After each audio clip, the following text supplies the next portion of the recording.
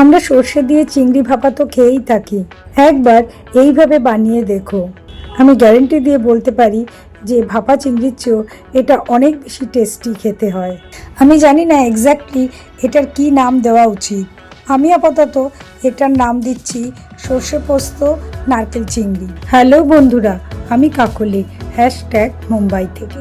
প্রথমে আমি চিংড়িগুলোকে ভালো করে খোসা ছাড়িয়ে ধুয়ে নেব। আমি চিংড়িটা রান্না করার জন্য একটা মশলা তৈরি করে নেব।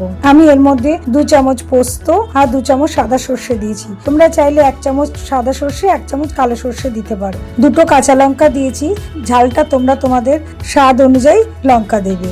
আর 5-6টা কাজু বাদাম আর এই ছোট বাটির 1 বাটি কোরানো নারকেল দিচ্ছি। এবার সব মশলাগুলোকে আমি একসাথে শিলে বেটে নিচ্ছি। তোমরা শিলে বা মিক্সিতে সবগুলো একসাথে পেস্ট করে নিতে পারো। মশলাগুলো সব পেস্ট হয়ে গেছে, আমি এগুলো একটা বাটিতে তুলে রাখছি। চিংড়ি মাছগুলো আমি ছাড়িয়ে নিয়ে ওর পিঠে যে শিরগুলো থাকে সেগুলো ফেলে দিয়ে ভালো করে ধুয়ে নিয়েছি। এবার আমি এর মধ্যে নুন হলুদ মাখিয়ে নেব।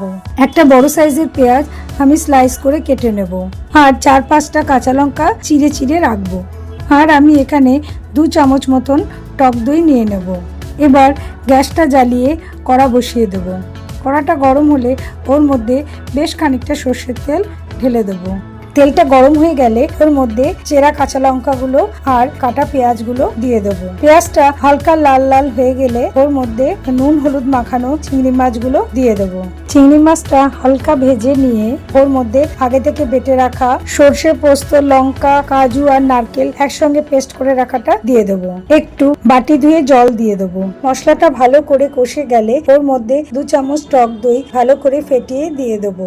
যারা মিক্সিতে সর্ষে পোস্ত নারকেলটা বাটবে তারা ওই বাটার সময় 2 চামচ দই দিয়ে একসাথে মিক্সিতে পেস্ট করে নিও। এবার একটু দইয়ের বাটিটা ধুয়ে জল দিয়ে দেবো, ভালো করে নাড়াচাড়া করে নেবো আর একটু স্বাদ মতো নুন দিয়ে দেবো আর খুব সামান্য পরিমাণে একটু চিনি দিয়ে দেবো আর অল্প হলুদ আর একটু লাল লঙ্কার গুঁড়ো দিয়ে ভালো করে সব মশলাগুলো মিক্স করে ঢাকনা দিয়ে ঢেকে দেবো। গ্রেভিটা ফুটে উঠলে ঢাকনাটা খুলে ওর মধ্যে 4-5টা চেরা কাঁচা লঙ্কা দিয়ে দেবো আর খানিকটা কাঁচা সর্ষের তেল ছড়িয়ে গ্যাসটা বন্ধ করে ঢাকনা দিয়ে 2-3 মিনিট ঢেকে রেখে দেবো। এবার আমি একটা বাটিতে সার্ভ করে দেবো। ওপর থেকে একটা কাঁচা লঙ্কা আর একটু ধনেপাতা দিয়ে সাজিয়ে দিলাম। রেডি হয়ে গেছে আমার সর্ষে পোস্ত নারকেল চিংড়ি। আর ওপর থেকে একটু সর্ষের তেল ছড়িয়ে সর্ষে পোস্ত নারকেল চিংড়ি গরম গরম ভাতের সঙ্গে একেবারে জমে যাবে, যাকে বলে একেবারে ফাটাফাটি। তোমরা অবশ্যই বাড়িতে বানিয়ে খেও। কেমন? আজ আসি, বাই।